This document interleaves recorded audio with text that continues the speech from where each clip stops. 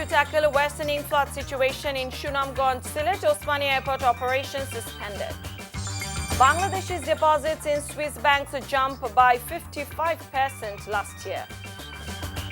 One dead in India, unrest over military hiring, a violent Agnipath protest spread several states.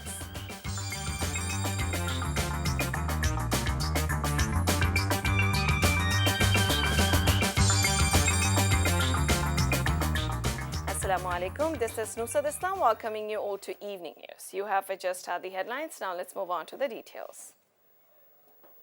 Heavy flooding in Sylhet and Sunamganj has left millions of people marooned. Heavy rains in Meghalaya and Assam and an onrush of mountain runoffs flooded Sunamganj and Sylhet. According to the deputy commissioners of two districts, 5 upajilas of Sylhet and 3 upajilas of Sunamganj have been completely inundated by the second round of flooding. In many areas, water has reached up to the shed of people's homes. People are trapped in their homes due to lack of boats. The government has deployed army troops to help Sylhet tackle its worsening flood situation. Local volunteers joined government officials to speed up the evacuation process, but they could do little as roads were inundated. People of the flood-affected areas have been experiencing a power outrage since yesterday. Authorities have suspended all aircraft operation at Sylhet's Osmani International Airport for 3 days. The notice was issued as the flood water reached close to the runway. The Met Office has forecast more rain on Friday, which might worsen the flood situation in Sunamganj, Sylhet and Netrakona.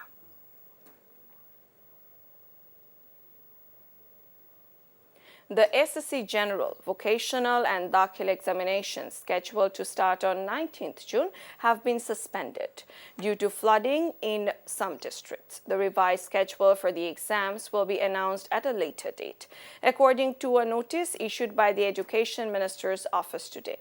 The spokesman for the Ministry of Education said the decision had been taken after the flooding situation worsened in Bangladesh. The funds deposited by Bangladeshi clients in the banks of Switzerland have increased by nearly 55% to 871.11 million Swiss francs in 2021 when the world was trying to recover from the coronavirus pandemic. The latest annual data from the Swiss National Bank released on Thursday is likely to fuel a debate over the government proposal to offer amnesty to money launderers, although it cannot be confirmed if the funds of Bangladeshis in the secretive Swiss banks were smuggled out.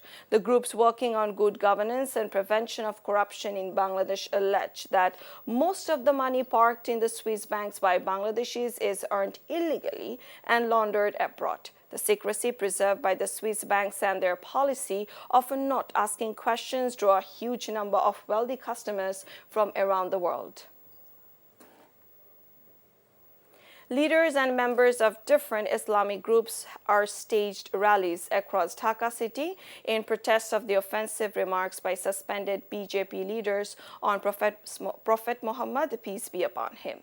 Leaders and members of Bangladesh Khilafat Majlis and Jamiat Talabai Arabia started gathering near Baitul Mokarram Mosque, Polton intersection and Doinik Bangla intersection to join the rallies following Jummah prayers. Large number of law enforcement agency members were also seen taking position in the Baitul Mokarram area to combat any untoward situation. However, there have been no reports of violence. A fire broke out in an under-construction factory in Adomji EPZ in Narayanganj were doused in the afternoon. 9 fire engines doused the fire after 7 hours frantic efforts. The fire broke out around 11 a.m. No casualty was reported. As soon as the fire broke out, all the workers were brought out of the EPZ safely.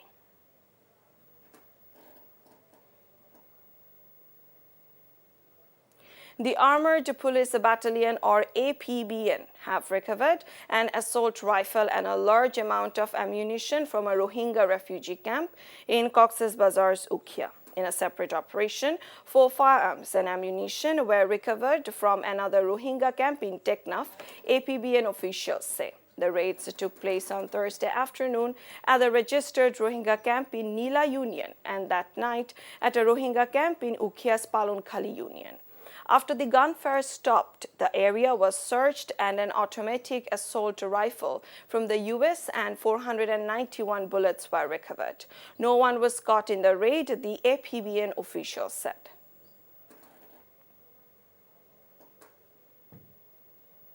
Seven people were killed in lightning strikes in Mymensingh and Sirajganj today.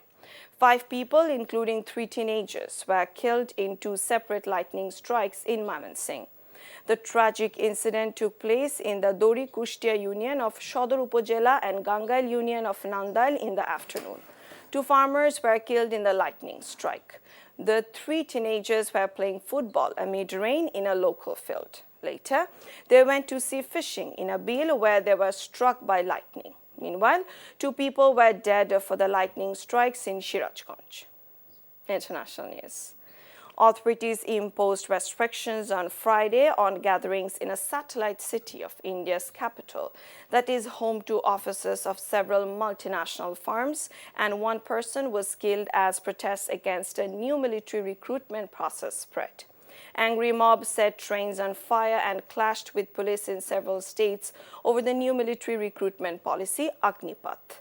The government has defended the scheme, calling it transformative. States like Bihar, West Bengal, Uttar Pradesh, Haryana, and Madhya Pradesh have witnessed a violent agitation over the new scheme.